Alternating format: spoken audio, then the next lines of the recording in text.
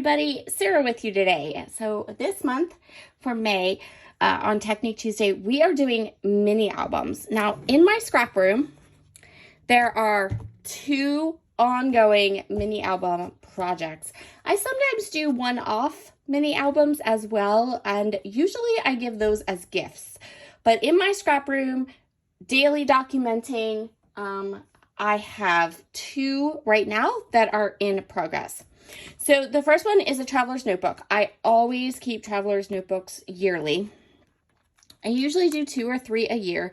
And inside of these traveler's notebooks, I put little stories, things that I want to remember, things that I want to journal about, but are maybe not for an entire large scrapbook page.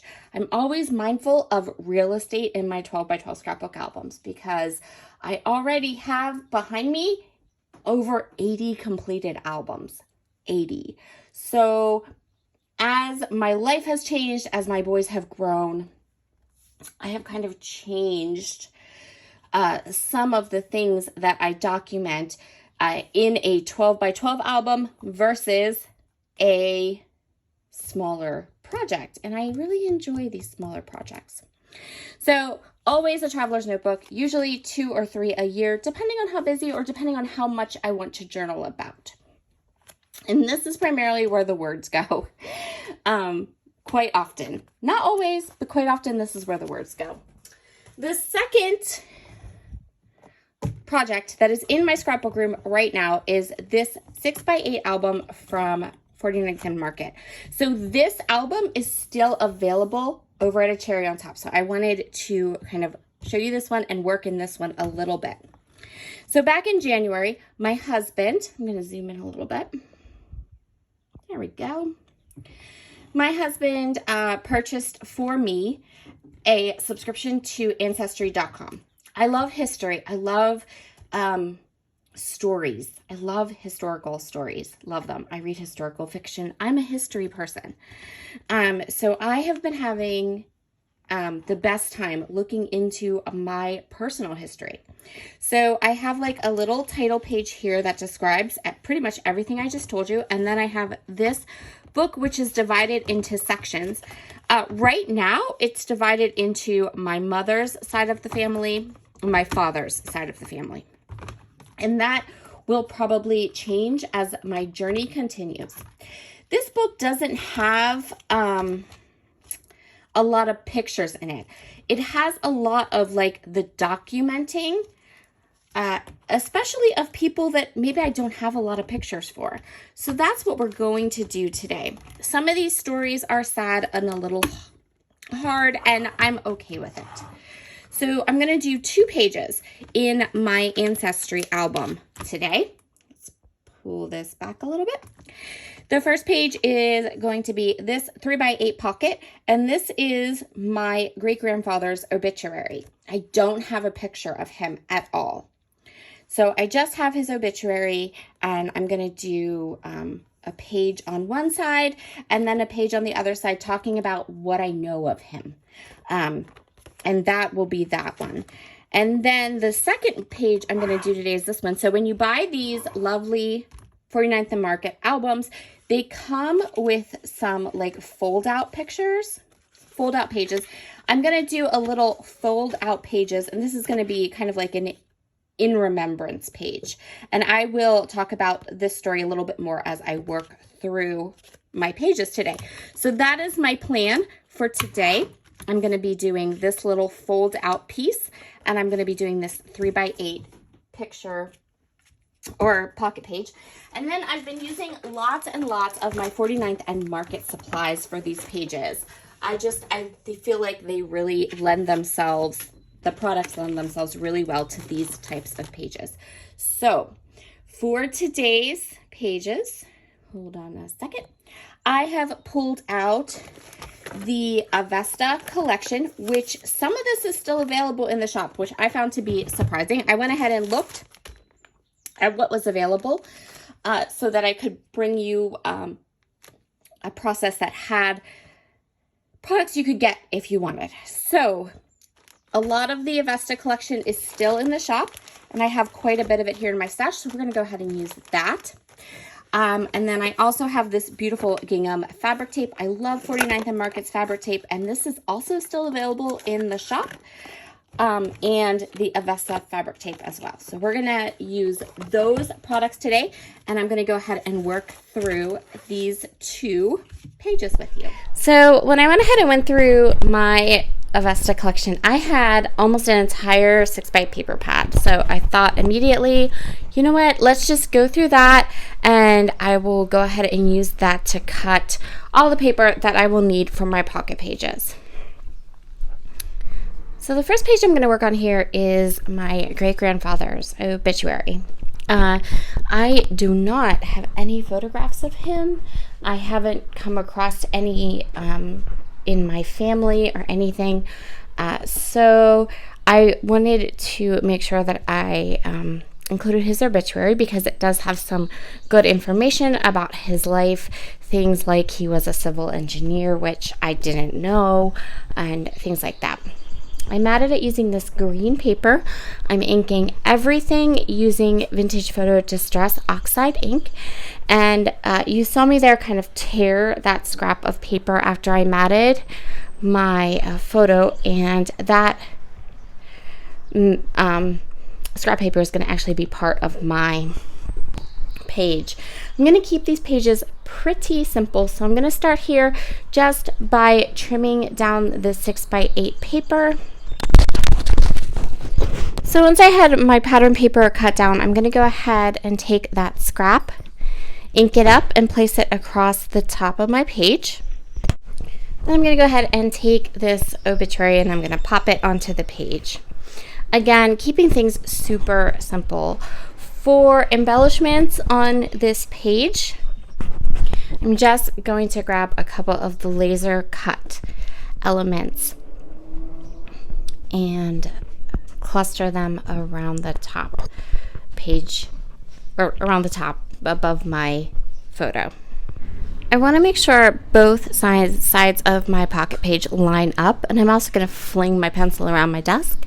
So I'm just making a pencil mark here so I know where I need to cut this paper. So the whole point of this little mini album is my ancestry journey. So I definitely want to make sure to journal and write in this book as I put these pages together and kind of give my thoughts on the things that I find and the people that I discover.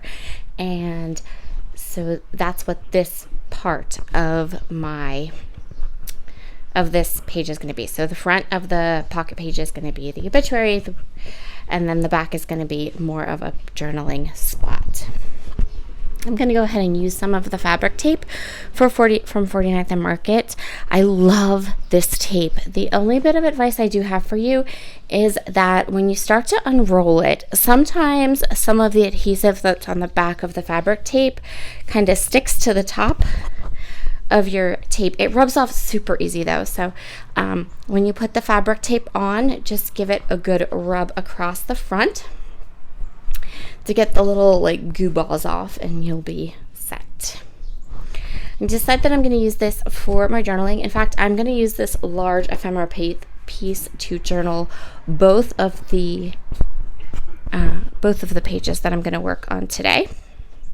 There's this little die cut piece I found in the ephemera bag that says remember, which is perfect for the top of this page that I'm journaling on. And then I'm going to use a couple more of the ephemera pieces and create some clusters. Now you can see there I have some pieces off to the side that need to be fussy cut. I'm going to fussy cut them. So one of the coolest things about 49th and Market is their packaging always has usable elements on the back. So you're not wasting the packaging. The packaging isn't something you just toss away. It's actually really useful, and I love that. I went ahead and fussy cut the elements from that packaging, and now I'm just going to create some clusters. So basically, I'm going to create 2 clusters, one in the top left and one in the bottom right of my page here, and I'm going to use basically the same things and just kind of have them go off the edge. You can kind of see how I did with this frame. Part of the frame is on the bottom right, and then part of the frame is on the top left. And that's just a really nice way to have both of my clusters be cohesive, kind of match each other, things like that. And then I'm just going to go ahead and adhere these flowers to my page and finish up these clusters. And then we're going to call this layout done. I had pulled this ticket piece that I thought maybe I would use, but in the end it didn't really. Once I had the flowers down, you could tell like it was finished. We didn't need any more added to it. I am enjoying the beautiful outside today. So if you hear birds tweeting in the background, I don't think my microphone is picking them up, but it's really warm, so I kind of have to have the windows open today. So I'm just going to go ahead and get those clusters together, and then I can put them into my page protector. And we can get to work on my second page. So one of the really cool things about these 49th and Market albums is that they come with these inserts that you kind of work outside of the page protector. So they come with a collection of page protectors, but then they also come with these really cool little insert pieces. And I actually have already kind of dedicated certain ancestry stories, certain family stories for each one of the inserts that come in the album. So I wanted to go ahead and do one of those for you today. First thing I did today was to measure the inside and the outside of this insert, and that's going to allow me to know exactly how big to cut these papers down. I measured and cut my papers so that I did have a little bit of that craft cardstock edge around the pages. You wouldn't need to, but it matched. It went with my collection I was using, and I really like the look of the craft inserts and the craft paper, so I went ahead and just decided to go ahead and use those. Okay, so I cut this one down. I loved this for the kind of opening of the insert.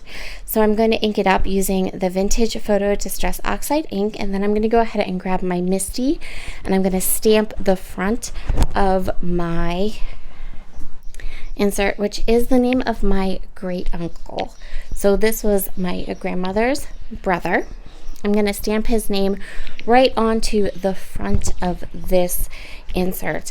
Again, this is a family member I don't have any pictures of, but he died quite young. He died at 3 years old, and the circumstances of his death were really tragic and really sad. And I thought it was really important to include this story in this album because it's not a story that is really told much in my family, probably for obvious reasons. But you know what, stories like his are kind of the reason I decided to go ahead and embark on this ancestry journey. So he was my great uncle.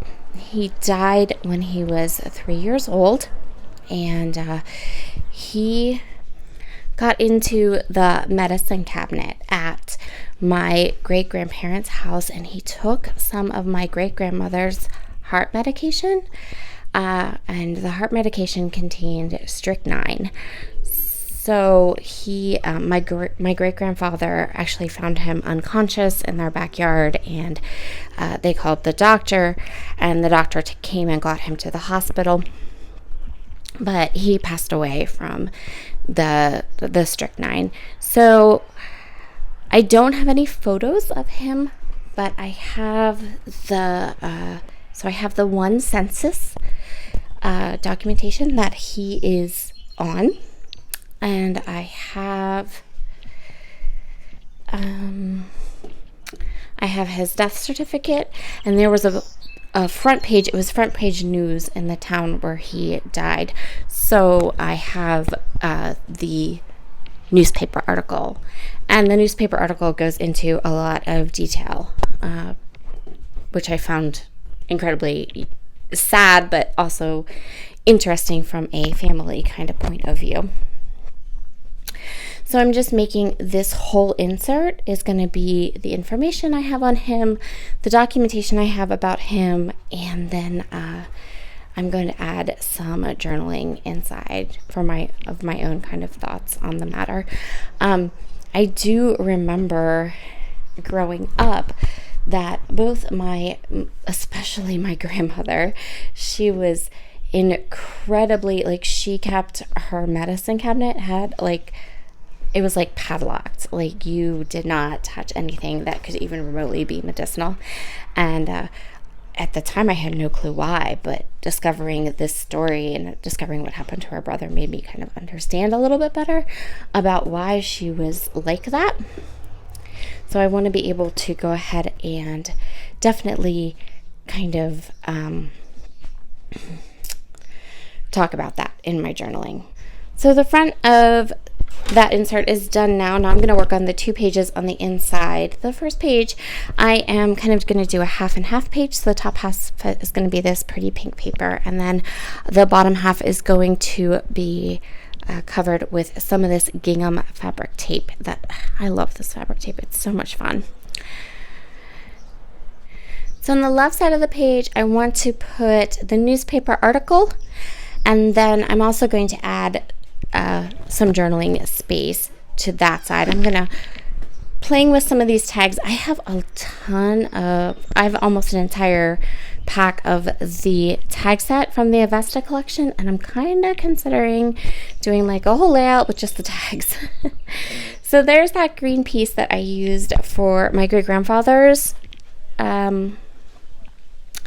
page, and I'm just going to use the other side of it to kind of give myself some room to journal a little bit right there. And then I have the newspaper article, and for just a little bit of an embellishment, I'm just going to add a little laser cut flower on the bottom right there, and then it's going to fit right into that side of this fold out. On the other side, I am going to go ahead and mat these 3 pieces, 3 photos of the documentation that I have about my great uncle. I'm going to put his memorial marker where it shows or tells the location of where his grave is at, and then the one census that he is a part of with the rest of his family, and then his death certificate. Have it all right there. And I'm just going to mat those 3 pieces all together, and then place it on the other side of the fold out. Now I decided I'm going to go ahead and use some of these tags, but I don't want the ribbon that's in these tags. I'm just going to pull the ribbon out. But for a little bit of embellishment, I'm just going to layer up the butterfly tag and this floral tag and tuck them in beside the photos on the right side of this fold out. And then I can adhere it right inside of these fold outs. I really love these fold outs. I really like this album. It's a really good quality album. I like all the page protectors it came with. If I can think of another reason to put together a mini album, I would probably buy another one. Or if I end up having more stories than what will fit in a first album, I probably will get a second one. I'm going to keep the back of the album really simple. I just found this pretty floral paper. I'm going to go ahead and ink it up and just have the back be the plain floral paper. One of the things I'm being mindful of as I do this album is to make sure that if when I choose a page protector and things like that, that I'm working through both sides of the page protector. I don't like the idea of having empty backsides on any of these pages, because I'm never sure what if I don't find a story that will work as the back of one of these pages, things like that. So I'm kind of when I complete the pocket pages, I'm making sure I have enough information and enough things I want to document to do both sides of each of the pocket pages. I'm going to audition and think about maybe putting a little leaf on this page, but in the end, I just leave it exactly the way it is, nice and simple. Thank you so much for joining me today. I hope you have enjoyed all of the Technique Tuesday videos here at A Cherry on Top and all of the fun mini album examples. Have a wonderful, wonderful day, everybody, and I will see you all again next month. Bye.